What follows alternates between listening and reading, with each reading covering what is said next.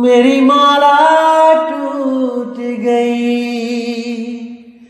मैं राम भजन से छूटी। भला हुआ मेरी माला टूट गई, मैं राम भजन से छूटी। मेरे सिर से टली बला, भला हुआ मेरी माला टूट गई, मैं राम भजन से छूटी। मैं राम भजन से छूटी। नमस्कार मेरे प्यारे भाइयों, मेरे परमात्मा के प्यारे जीव हंसों। मैं बंदी छोड़ से सदा यही अरदास करूंगा कि आप सब मेरे भाइयों का विवेक पहले से ज्यादा और ज्यादा और ज्यादा से ज्यादा बढ़ता ही जाए, और ऐसी कोई चीज ना रहे जो 1% भी आपको भ्रमित कर पाए। मैं यही चाहूंगा कि हर चीज क्रिस्टल क्लियर होती चली जाए, एक एक चीज आप समझ जाओ, ताकि आपको सीधा रास्ता दिखाई देने लग जाए। और जितने भी ये अधूरे गुरु आपको गलत रास्तों पे लेके जाते हैं, उनकी आप परख कर पाओ और हर चीज अच्छी तरह समझ के त्याग सको। जितनी भी गलत साधनाएं आपको दी जा रही हैं, इन सबको त्याग के सही साधना का मार्ग पकड़ो, सही साधना करो, ताकि आपको मोक्ष मिले, मुक्ति मिले, इस भव सागर से हमेशा के लिए पीछा छूट जाए और हमेशा हमेशा के लिए अपने निज नाम, अपने निज स्वरूप में, उस आत्म रूप में स्थित हो जाओ, ताकि दोबारा वापस किसी भी शरीर में ना आना पड़े। क्योंकि हर शरीर दुखों का बंधन है, दुखों की खान है। किसी भी शरीर में आप सुख नहीं भोग सकते। केवल इंसानी जन्म में थोड़े बहुत सुख हैं, वो भी क्षणिक हैं। अगर शरीर स्वस्थ है तो सुख है, शरीर स्वस्थ नहीं तो मेरे भाई करोड़पति अरबपति होने के बाद भी दुखी हो। हॉस्पिटलों के चक्कर लगा रहे हो, नींद नहीं आती है, गोलियां खा रहे हो। भूख नहीं लगती है, भूख लगाने के लिए गोलियां खा रहे हो। तो वो हाल है कि किसी काम के नहीं। इसीलिए साहिब समझा रहे हैं कि हे जीव, जितनी जल्दी हो सकता है यहां से निकलने की तैयारी करो, इस भव सागर से निकलने की तैयारी करो। पता नहीं कौन सा दिन आपका आखिरी दिन हो जाए। हम तो आस लगा के बैठे होते हैं कि हम 60 साल के होके मरेंगे, 70 साल के होके मरेंगे, लेकिन कुछ नहीं पता भाई, कब कौन सी बीमारी लग जाए, कब बुलावा आ जाए। इसलिए जल्दी से जल्दी हमें सत्य को जान लेना चाहिए और उसको पाने के लिए पूरी लगन से भक्ति करनी चाहिए और सारे जन्मों के जन्म मरण के बंधनों को तोड़ के हमेशा के लिए मुक्त हो जाना चाहिए। इसी चीज को समझाने के लिए आज हम जो वाणी लेंगे, बहुत प्यारी वाणी है, पूरे ध्यान से समझना है। तो क्या कहती है वाणी? सतगुरु जीव प्रबोध के नाम लखावे सार, सार शब्द जो कोई गहे सोई उतरी है पार। कि सतगुरु जीव को प्रबोध के, उसको परख के, उसको बोध करा के जब नाम लखाते हैं तो सार शब्द लखाते हैं। 52 अक्षरों के शब्द नहीं देते सारी उम्र के लिए जपने के लिए, कि 52 अक्षरों के नाम दे दिए और सारी उम्र जपते रहे। बिल्कुल नहीं। सतगुरु सार शब्द लखाते हैं, 52 छुड़वाते हैं। तो कहते हैं सार शब्द जो कोई गहे सोई उतरी है पार। जो सार शब्द को गुरु के द्वारा ग्रहण करेगा केवल और केवल वही पार हो पाएगा, अन्यथा कोई भी नहीं। ये जितने भी ओ हम सो हम वाले हैं, ये जितने भी ज्योत निरंजन ओंकार आरंकार सोहम सतनाम वाले हैं, ये जितने भी सतपुरुष अकाल मूर्त शब्द स्वरूपी राम वाले हैं, ये जितने भी ओम सोहम सत्य कबीर वाले हैं, ये जितने भी सतगुरु सतनाम वाले हैं, धूधू शब्द वाले हैं, ये सब के सब इसी भवसागर में गोते खाएंगे, क्योंकि इनके पास सार नाम के नाम पे कुछ भी नहीं है, कुछ भी नहीं। बस 52 अक्षर पकड़ा के इस जीव को भ्रमित करके सारी उम्र के लिए उनको 52 से बांध देते हैं। तो साहे कहते हैं भव सागर है अगे में अपारा, तामे बूढ़ गया संसारा।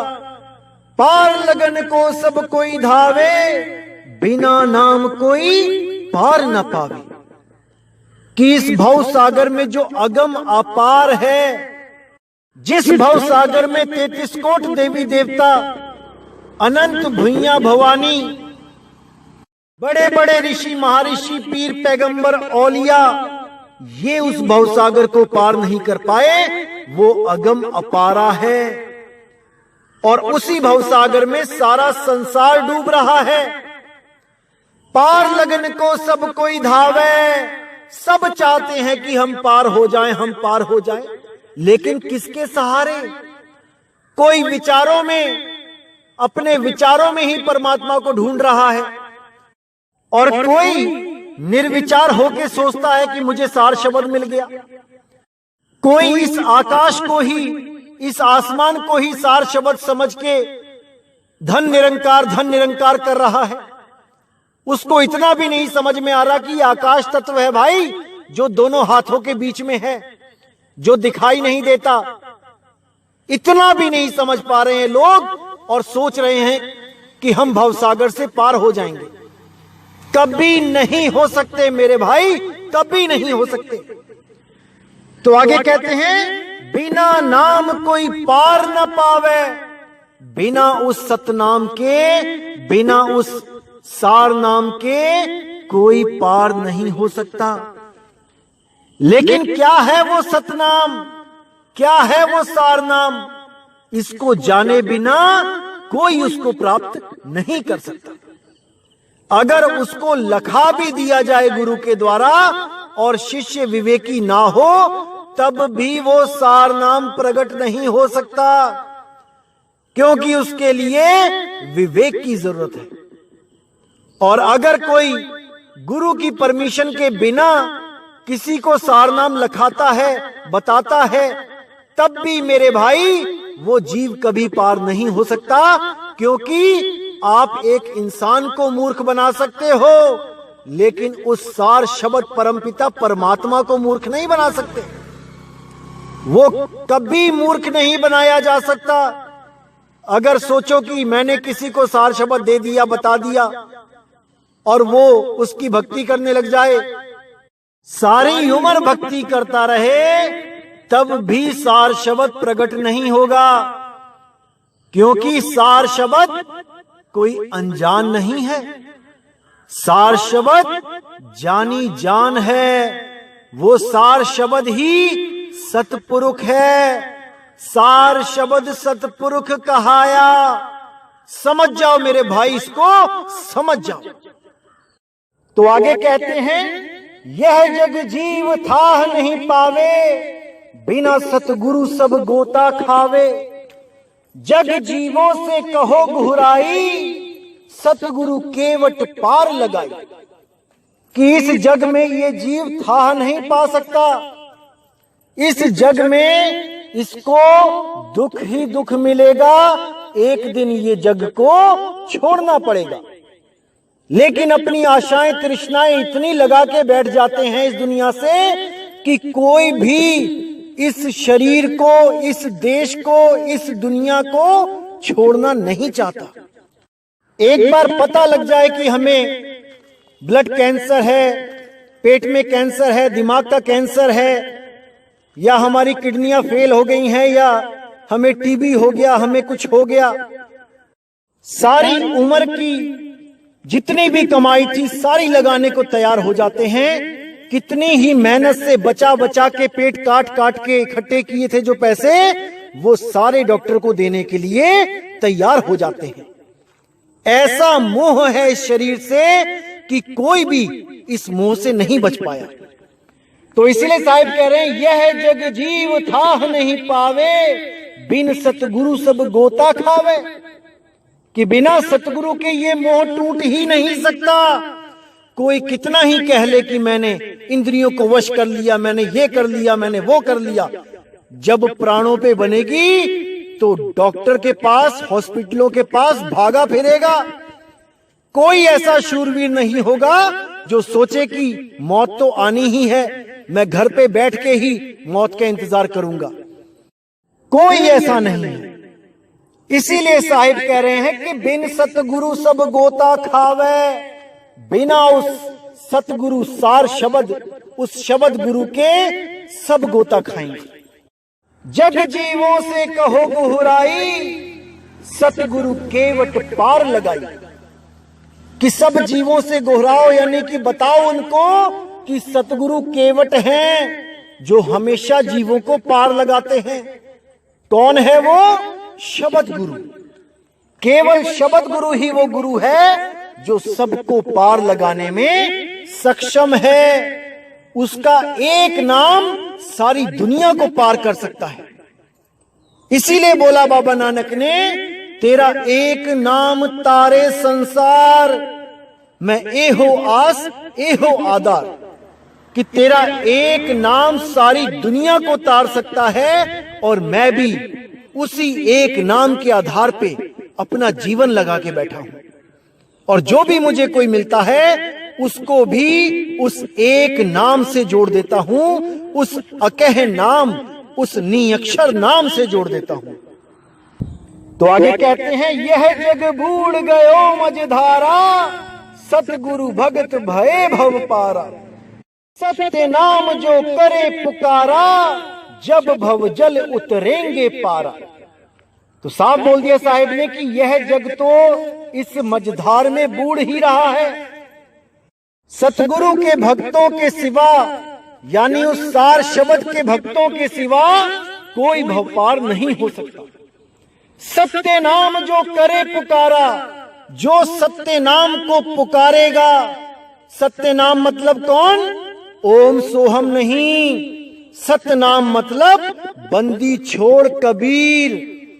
और वो कोई देह नहीं कि दाढ़ी वाले कबीर, टोपी वाले कबीर, बिल्कुल नहीं।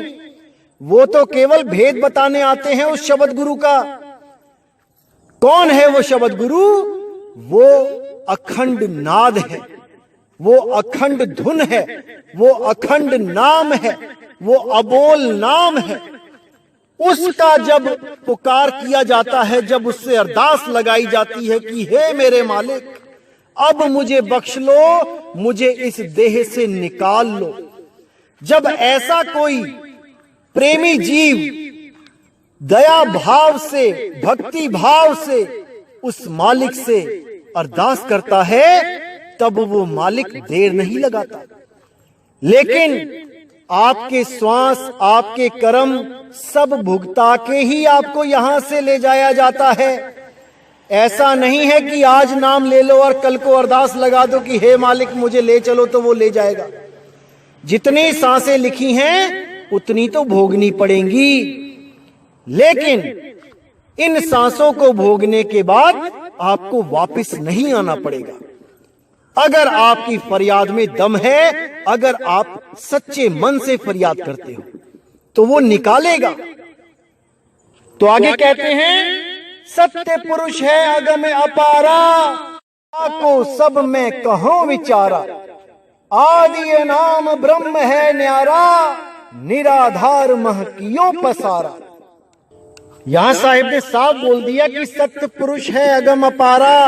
वो अगम है, वो अपार है, वो अखंड है, वो अटूट है। ताको सब में कहो विचारा, मैं सबको उसी के बारे में बोलता हूं, विचार करो। आदि अनाम ब्रह्म है न्यारा, वो आदि अनाम ब्रह्म वो सबसे सबसे न्यारा है। निराधार महकियों पसारा, उसका पसार यानी उसका स्थान निराधार है, यानी अधर में है, बिना किसी आधार के। उसी अधर में है जिसके लिए बोला अधर द्वीप तहां गगन गुफा में है निज वस्तु सारा, ज्योत स्वरूपी अलख निरंजन धरता ध्यान हमारा। वही अधर की कहानी है सारी। अगर सतगुरु से अधर का लखाव हो जाए तो मेरे भाई आप जरूर जरूर यहां से छूटोगे, निकलोगे, 101% निकलोगे। तो साहिब कहते हैं ताही पुरुष सुमुरो रे भाई, तन छोड़ जीव लोक सिधाई। कहे कबीर नाम गई सोई, भरम छोड़ भव पार ही होई। बिल्कुल साफ कह दिया ताही पुरुष सुमिरो रे भाई, कि केवल उस पुरुष, उस अधर पुरुष, उस अधर द्वीप, उस निराधार पुरुष को ध्याओ जो किसी के आधार पे नहीं है। सीधे उसको ही ध्याना है विहंगम योग के द्वारा, बीच में कहीं नहीं रुकना है, सीधी सुरती शब्द में लगानी है। तन छोड़ जीव लोक सिधाई, तब इस तन को छोड़ के, इस शरीर को छोड़ के वो जीव हमेशा के लिए उस अधर द्वीप में समा जाएगा, उस परमात्मा के पास पहुंच जाएगा, जाके वो एक ही हो जाएगा। अरे सुरत समाए शब्द में, वाको काल न खाए। वो सुरत हमेशा के लिए जो परमात्मा से अलग अपना अस्तित्व बना के बैठ गई है, अपने अस्तित्व को खत्म करके उस मालिक में, उस शब्द में लीन हो जाएगी। उसके बाद उसका आना जाना सदा के लिए खत्म हो जाएगा। तो कहते हैं कहे कबीर नाम गह सोई, भरम छोड़ भव पार ही होई। यानी ये शरीरों का जो भरम है कि आप एक शरीर हो, आपका ये घर है, आपकी ये दुनिया है, इन सारे भरमों से आप निकल जाओगे और आपकी सुरती केवल और केवल शब्द में समाने के लिए आतुर हो जाएगी, लगन लग जाएगी।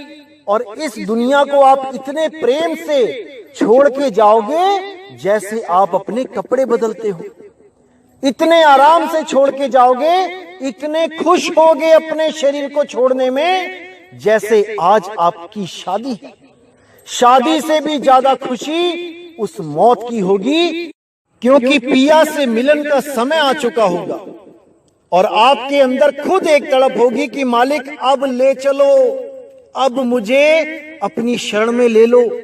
और जब वो शब्द गुरु आएगा तब मेरे भाई अंग अंग खिल जाएगा। ऐसा अनुभव होगा कि जैसे सारा जहां मिल गया, इस दुनिया की सारी खुशियां मिल गई, इस दुनिया का सारा आनंद मिल गया। ऐसी अनुभूति होगी जैसी आप कभी कल्पना भी नहीं कर सकते। इसलिए साहिब कहते हैं कि वो अनुभूति जो अंत समय में होनी है उसको अभी अनुभव करो, अभी जानो कि मौत कैसी होती है, कैसे परमात्मा की शरण में जाया जाता है। दुनिया ही कहती है हाँ मरना सच है, मरना सच है, लेकिन इस सच से कोई मुलाकात नहीं करना चाहता। सब डरते हैं कि कहीं मौत ना हो जाए, लेकिन फिर भी कहते हैं अरे डरना क्या, मौत तो आनी ही है। जब मौत आनी ही है फिर डरते क्यों हो? आओ आज ही मौत को गले लगा के देखो कैसी होती है मौत। लेकिन ट्रेन के आगे खड़े होके नहीं, भजन करके, इस शरीर को खाली करके देखो कैसा आनंद आता है इस जेल से बाहर निकलने का। एक कैदी क्या महसूस कर सकता है जेल से बाहर निकलते हुए, इसको आज ही अनुभव करके देखो। तब समझ में आएगा क्यों साहिब ने बोला, जिस मरने से जग डरे मेरे मन आनंद, मरने पर ही पाइए पूर्ण परमानंद।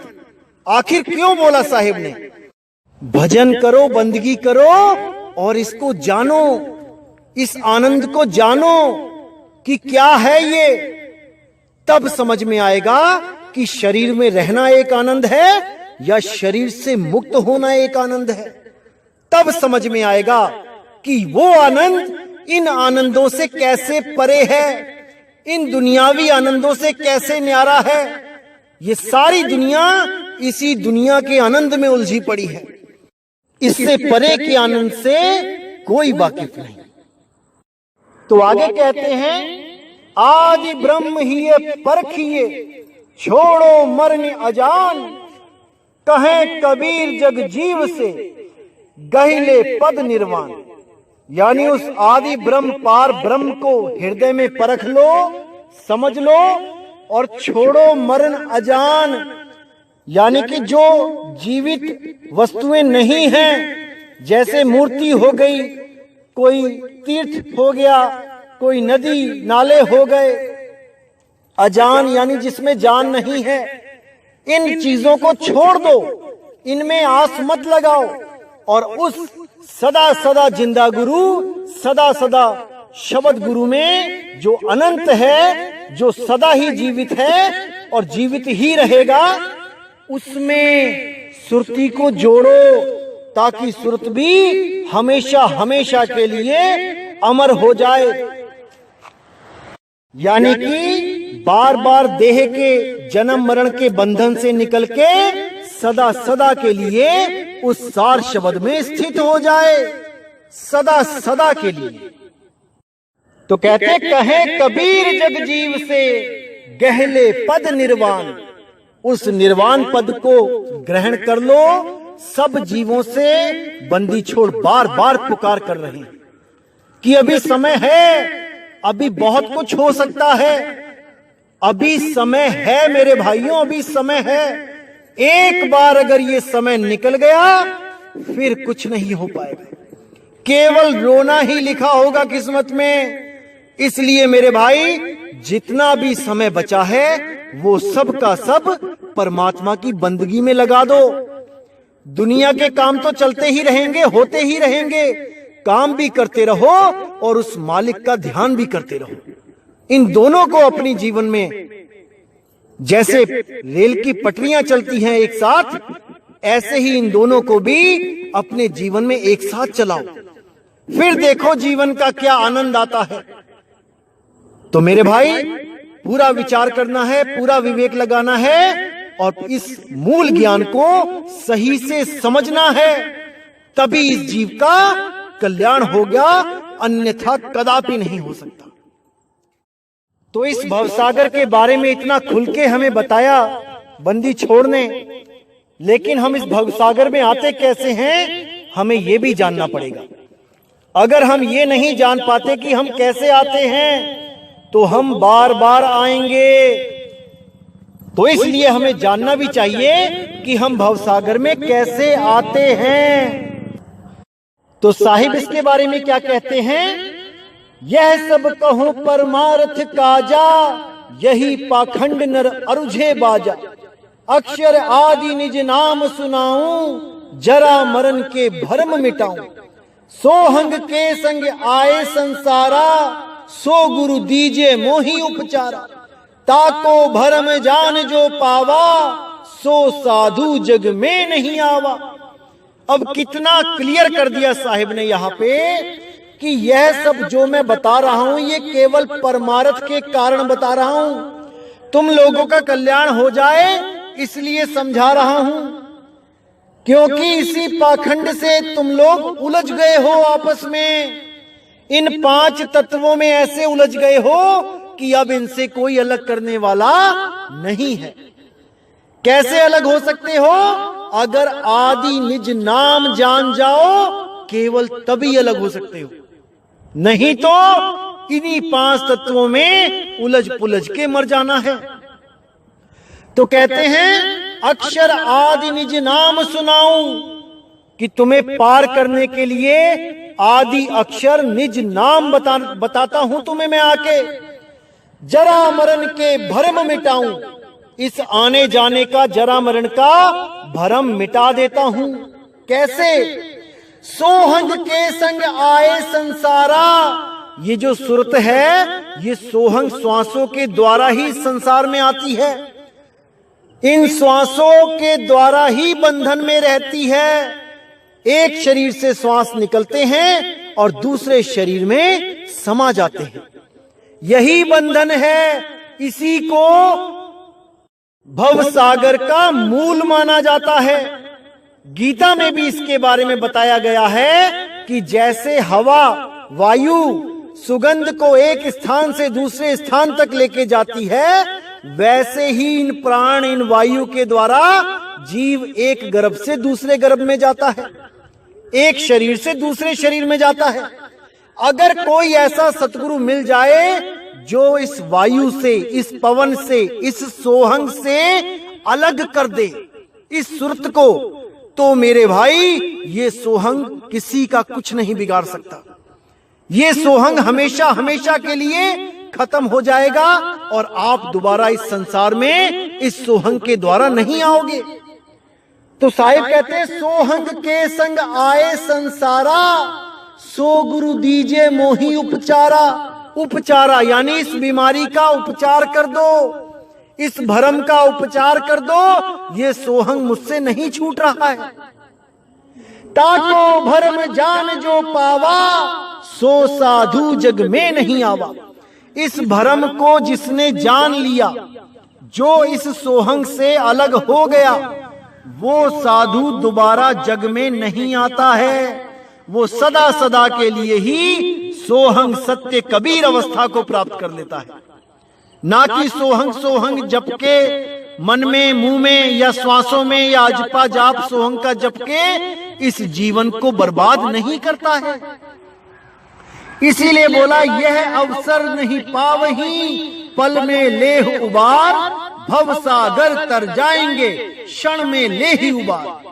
कि अगर इस अवसर को तुमने पा लिया तो मेरे भाई एक पल में वो बंदी छोड़ इन श्वासों से अलग कर देगा। जब भजन करोगे, जब भक्ति करोगे, तब समझ में आएगा कि कैसे सोहंग से अलग हुआ जाता है, इन प्राणों से कैसे अलग हो सकते हैं। अन्यथा इन्हीं में उलझ पुलझ के मर जाना है। तो वही भवसागर पार होंगे, वही भवसागर तर जाएंगे जो उस शब्द गुरु को जान लेंगे, जिसका कभी नाश नहीं होता। अरे ये सोहंग तो कुछ महीनों के लिए है, कुछ सालों के लिए है। ये तो गर्भ में भी नहीं चलता सोहंग। जो मेरा भाई बेचारा 300 रुपए देके आया एक लेडीज डॉक्टर को, मुझे तो हैरानी है उस डॉक्टर पे भी जिसने उससे 300 रुपए ले लिए और केवल ये बताने के कि बच्चा गर्भ में सांस लेता है कि नहीं। तरस तो मुझे दोनों पे ही आ रहे हैं, जिसके 300 रुपए बेचारे के चले गए और जिसने उन 300 रुपए को बिना पेशेंट देखे अपने पास रख लिया। उस डॉक्टर पे भी तरस आ रहा है, उसकी मेंटेलिटी कैसी होगी। दोनों पे ही तरस आ रहा है, लेकिन उस भाई पे मुझे ज्यादा तरस आ रहा है जो ये पता करने गया था कि बच्चा गर्भ में सांस लेता है कि नहीं। अरे मेरे भाई, गर्भ में मुंह और नाक का कोई काम नहीं होता। जो भी उसको दिया जाता है नाभि से दिया जाता है, और वो भी पहले ही महीने में नहीं मिल जाता उसको कि वो पहले ही महीने में वो सांस लेने लग जाता है। उसको सांसें दी जाती हैं, जैसे फुटबॉल में हवा भरी जाती है। कोई कहे कि फुटबॉल हवा ले रही है यानी फुटबॉल सांस ले रही है, तो उससे बड़ा मूर्ख कोई नहीं होगा। फुटबॉल को सांस दी जा रही है, फुटबॉल को सांसें, वो हवा दी जा रही है। वो पाइप हटा दो, सांस लेके दिखाए। गर्भ में वो पाइप काट दो, बच्चा सांस लेके दिखाए। जो आप दावे के साथ कहते हो कि बच्चा सांस लेता है, लेके दिखाए एक सांस भी। वो गर्भ में नहीं ले सकता, लेकिन उसके शरीर के अंगों को ऑक्सीजन चाहिए होती है सेल डेवलपमेंट के लिए। इसलिए मां के पेट से उस बच्चे की नाभि में एक पाइप लगा दी जाती है ताकि उसको वो ऑक्सीजन मिल पाए, वो खाना पीना मिल पाए, जिससे उसके सेलों की वृद्धि हो और ऑर्गन जनरेट हो सके, ना कि उसको जीवित रहने के लिए सांस दी जा रही है। सांस तो मेरे भाई वो बाहर आके ही लेता है, और ऐसी लेता है कि फिर लेता ही रहता है। इन्हीं श्वासों से अलग करने के लिए बंदी छोड़ आते हैं, और हमेशा हमेशा के लिए उस शब्द के भेद को देके, सुरती को इन सांसों से अलग करके, इन तत्वों से अलग करके उस शब्द में मिला लेते हैं, जिसमें मिलने के बाद आपको सांस की भी जरूरत नहीं रहती। उसके बाद आप असमय के लिए जीवित हो जाते हो, सदा सदा के लिए जीवित हो जाते हो। मौत नाम की कोई चीज नहीं होती, क्योंकि मौत नाम ही सांसों का है, क्योंकि सांसें गिन के मिली हैं। जब सांसें गिन के मिली हैं, तो वो सांसें वो शब्द नहीं हो सकती जो अनंत है, जिसका कोई अंत नहीं। तो मेरे भाई, इन सांसों के जाल से बाहर निकलो और उस शब्द गुरु की पहचान करो, उसको जानो, उसको परखो, उसको प्राप्त करो।